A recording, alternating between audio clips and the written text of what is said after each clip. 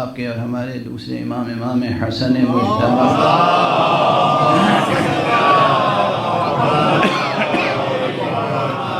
علیہ الصلاۃ والسلام کا ارشاد گرامی ہے، من عرف اللہ احبہ ومن عرف الدنیا زہد فیہا۔ جو اللہ کی معرفت حاصل کر لیتا ہے وہ اللہ سے محبت کرنے لگتا ہے، اور جو دنیا کی معرفت حاصل کر لیتا ہے وہ دنیا سے کنارہ کش ہو جاتا ہے۔ یہ ہے دنیا۔ حقیقت میں ایک فارمولہ ہے، دنیا کو آپ حقیقت میں پہچان لیں گے تو دنیا سے نفرت ہوتی چلی جائے گی، خدا کو پہچانتے چلے جائیں گے تو خدا کی محبت میں اضافہ ہوتا چلے گا۔ وہاں صفات ایسے ہیں، یہاں خصلتیں ایسی ہیں۔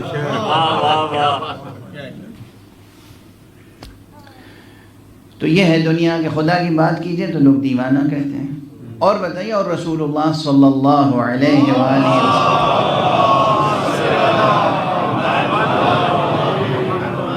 میں اور کون سی بات تھی ایسی جس کی بنا پہ نعوذ باللہ کوئی آپ کو دیوانہ کہہ سکتا، مجنون کہہ سکتا؟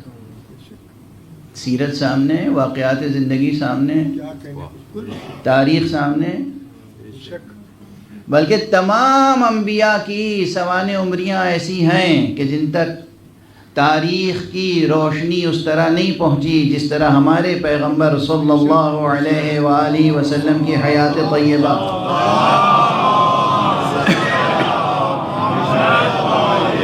کہ ایک ایک واقعے پر تاریخ کی بھرپور روشنی پڑتی ہے۔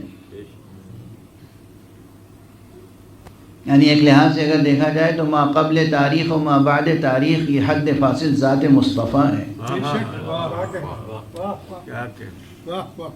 کسی پیغمبر کی تفصیلی حیات، سوانح عمری، واقعات اس طرح نہیں ہے تاریخ سے ثابت جس طرح ہمارے پیغمبر اکرم صلی اللہ علیہ وآلہ وسلم۔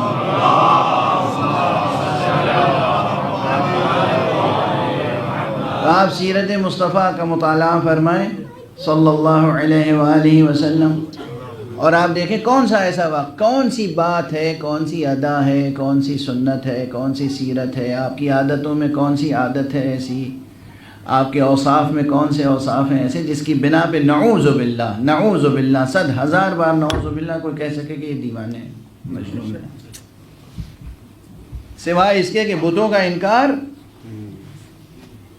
اور توحید کی دعوت۔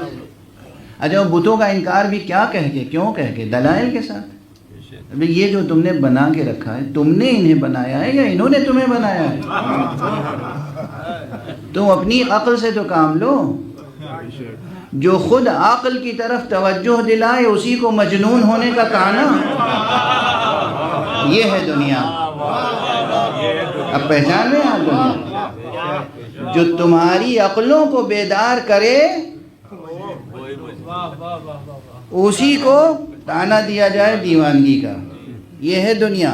سمجھ میں آ رہی ہے جوانوں، بچوں؟ اب ظاہر ہے میری زبان یہی ہے، یہ جو بچے یہاں لندن میں پروان چڑھے ہیں یہ ہماری زبان نہیں سمجھ پا رہے ہوں، یہ ماں باپ پہ فرض ہے کہ میری تقریر کا ترجمہ انہیں سنا دیں۔ صلوات پڑھ دیجئے محمد علیہ۔